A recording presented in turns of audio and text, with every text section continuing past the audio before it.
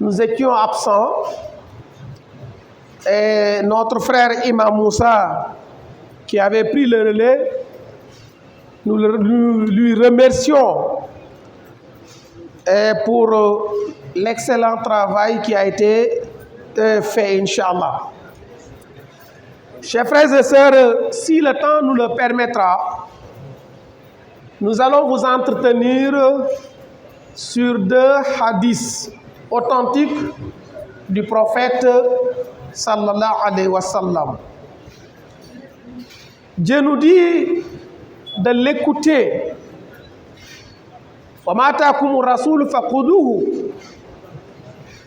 De lui prêter une oreille attentive, car il ne parle pas de sa guise. Mais tout ce qu'il nous interdit également, nous devons complètement le délaisser.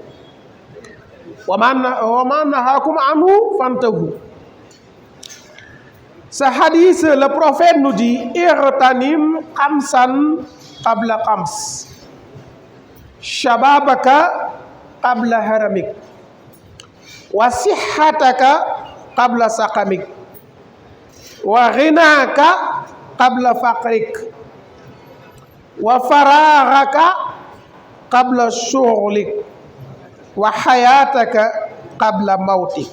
Voilà le premier hadith, Inch'Allah. Le prophète nous avertit. Il est un annonciateur de bonnes nouvelles, comme il est un avertisseur contre le mal. Bashiran wa naziran. Il dit de saisir 5 choses. Et quelles sont les 5? Premièrement, Shababaka qabla haramik. Ta jeunesse. Quand tu es jeune, il faut s'en profiter. Car la vieillesse accourt à grande enjambée et Inch'Allah, elle va t'avoir. La vieillesse est devant toi. Tu accours vers cette vieillesse, elle également, elle accourt vers toi. Et vous allez vous rencontrer. Donc quand tu es jeune, tu as eu 15 ans, où tu as atteint la puberté, chasse que Allah subhanahu wa ta'ala t'a assigné des anges qui écrivent tout ce que tu fais. Wa inna alaykum la hafizin kiraman katibin ya'lamuna ma tafa'alun. Et Dieu nous dit wa ma hum anha bi'ghaibin. Chacun, nous tous qui sommes là, à chacun, on lui a assigné 2 anges qui écrivent. Rien ne leur échappe. Rien ne leur échappe. Il y a un ange qui écrit toutes les bonnes actions. Il y a un autre ange qui écrit toutes les mauvaises actions. Et ils ne s'absentent jamais. Ils ne dorment jamais. Ils ne prennent pas congé. Ils sont toujours avec nous et rien ne leur échappe. Wa kulla shay'in ahsaynahu fi imamin mubin. Donc si tu fais attention à cela, chers frères et sœurs, wallahi, tu ne vas pas aller n'importe où ou tu ne vas pas te comporter n'importe comment. Imaginez que tu es dans un match ou dans une soirée dansante. Ils sont présents avec vous. Allahu Akbar. Imaginez quelqu'un qui commet la fornication. Et s'il sait vraiment que les gens sont présents avec lui, wallah, il doit avoir honte de commettre ces fautes très graves. Donc, et quand tu es jeune, tu es actif physiquement. intellectuellement, moralement, tu es actif par rapport aux vieux. Tu peux aller à la mosquée parce que tu as les jambes. Tu peux lire le Coran parce que tu as les yeux. Tu peux t'asseoir pour faire des zikrs parce que tu as la force physique. Mais il faut s'en profiter. Parce que le vieux était comme toi. Oui. Et tôt ou tard, tu vas rejoindre cette vieillesse. Voilà pourquoi le prophète sallallahu alayhi wa sallam nous dit de s'en profiter. De profiter à la jeunesse pour faire de bonnes actions, pour rendre lourde notre balance. Donc, deuxièmement, quand tu es bien portant, quand tu es en bonne santé, il faut s'en profiter. Les malades qui sont à l'hôpital, ou certains qui ont certaines maladies, il y a beaucoup de choses qu'ils ne peuvent pas faire. Toi, tu es en bonne santé, tu peux aller à la mosquée. Toi, tu es en bonne santé, tu peux prier longuement la nuit. Toi, tu es en bonne santé, tu peux jeûner. Toi, tu es en bonne santé, tu peux prier. Tu peux aller à la mosquée. Donc, il faut s'en profiter. Parce que tu peux être contraint de ne plus faire ces choses à cause d'une maladie. Donc, quand tu es en bonne santé, chers frères et sœurs, le prophète nous dit de s'en profiter. Rinaka autant pour moi, qabla faqrik. Quand tu as les moyens, avant que la pauvreté t'atteigne, avant que la pauvreté, chers frères, t'atteigne, il faut profiter, il faut s'en profiter. Et il ne faut pas dire que je vais attendre de devenir milliardaire ou millionnaire avant de faire de bonnes actions. Non. لينفق ذو ساعة من ساعته ومن قدر عليه رزقه فلينفق مما آتاه الله. C'est facile. Toi tu dis que si j'aurai des millions ou quand j'aurai des millions, je vais construire une mosquée alors que tu n'as jamais acheté une natte ou un seul bouilloire ou un seul ventilateur pour envoyer à la mosquée. Wallah, si tu auras des millions, tu ne vas pas construire une mosquée. Dieu dit, celui qui a les petits moyens, qu'il se contente de ses petits moyens. Tu peux acheter une natte, tu peux acheter un chapelet, tu peux acheter un livre, tu peux donner à manger à quelqu'un. Il faut le faire. Voilà pourquoi Dieu nous dit, Ya ayyuhalladhina amanu anfiqu mimma razaqnakum min qabli an ya'tiya ahadukum al-maut fa yaqula rabbi lawla akhartani ila ajalin qarib. Qu'est-ce que tu vas faire? Fa asaddaqa wa akum min as-salihin. Dieu a déjà interpellé les musulmans en leur disant, dépensez vos moyens, dépensez ce dont Allah subhanahu wa ta'ala vous a procuré, quels que soient les moyens que tu as, avant que la mort te parvienne. Et quand la mort va te parvenir, qu'est-ce que tu vas dire? Dieu, accorde-moi encore un délai. Je serai à droit. Je dépenserai dans le sentier d'Allah. Je faisais du bien. Et je serai parmi les vertueux. Mais Allah nous dit, lorsque la mort parvient à quelqu'un, elle ne sera point ajournée. Donc voilà pourquoi le prophète sallam nous dit de profiter de notre fortune avant que la pauvreté, Inch'Allah, va nous parvenir. Quatrièmement, le prophète nous dit wa faragaka qabla shughlik. Ta liberté. Tu as la liberté, tu peux aller à la mosquée. Tu as la liberté, tu peux lire le Coran. Tu as la liberté, tu peux aller apprendre ta religion. Tu as la liberté, tu peux aller écouter les prêches.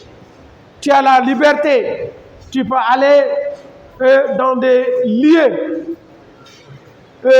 recommandés par l'islam. Il faut s'en profiter. Ceux qui sont privés de liberté, ceux qui sont dans les prisons, est-ce qu'ils peuvent aller à la mosquée?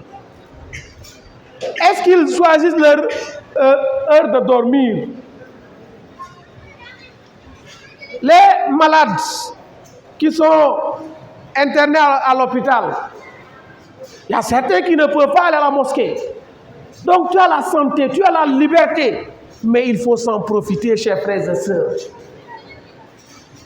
Il faut s'en profiter. Beaucoup de personnes qui prient à la maison ou qui effectuent leur prière quotidienne à la maison, mais parce qu'ils ignorent encore la valeur de la prière collective.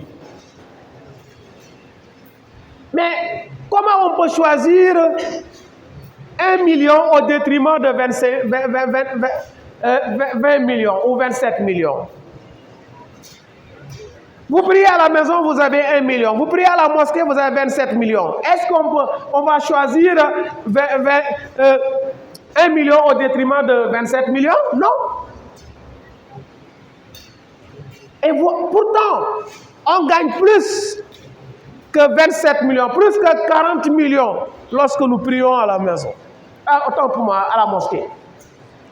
Mais parce que la récompense n'est pas immédiate. Le paiement n'est pas immédiat. Et le jour de la résurrection, quand Allah subhanahu wa ta'ala va nous donner notre récompense, on va beaucoup regretter. On va regretter pourquoi nous ne partions pas à la mosquée. Oui. Pourquoi on prie à la maison? On va regretter cela. Donc, le jour du jugement dernier, on dit c'est un jour de regret.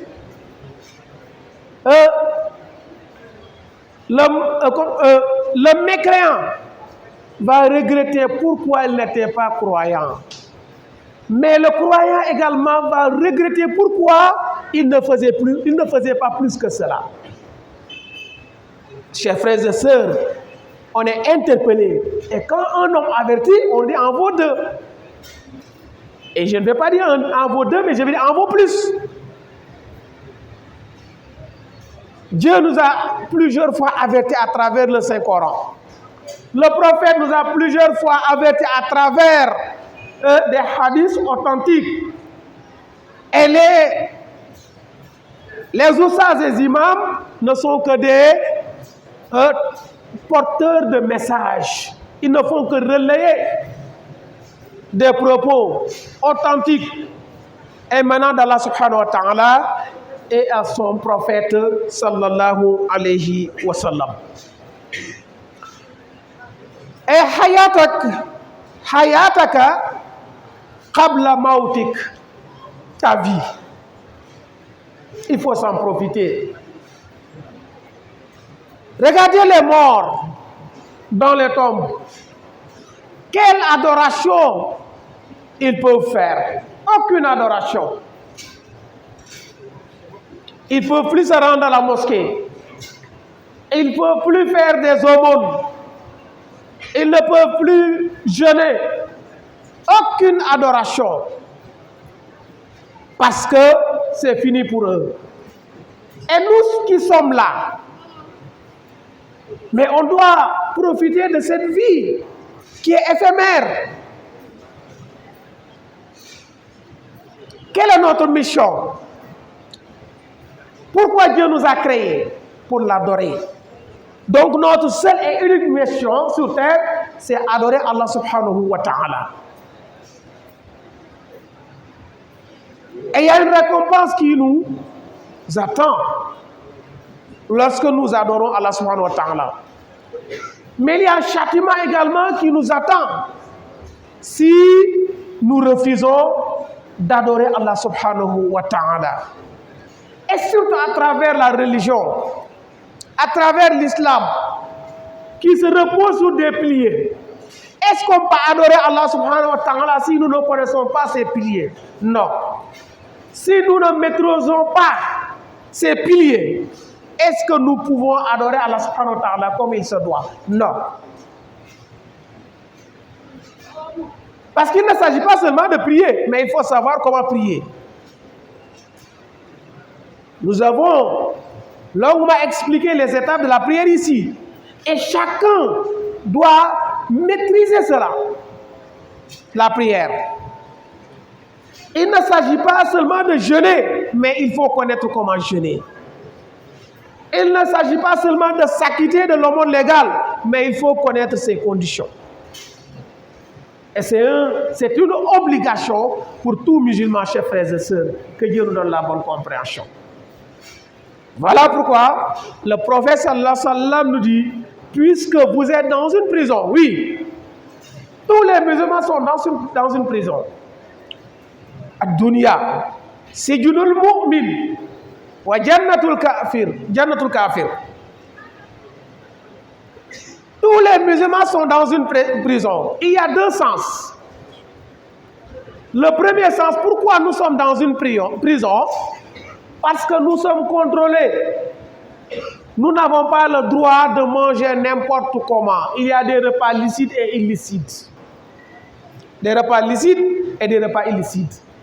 Nous ne devons pas nous comporter n'importe comment.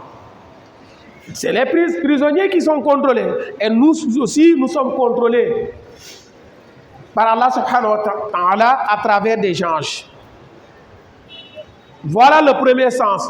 Le deuxième sens, le musulman, c'est cette vie éphémère qui lui sépare du paradis du paradis.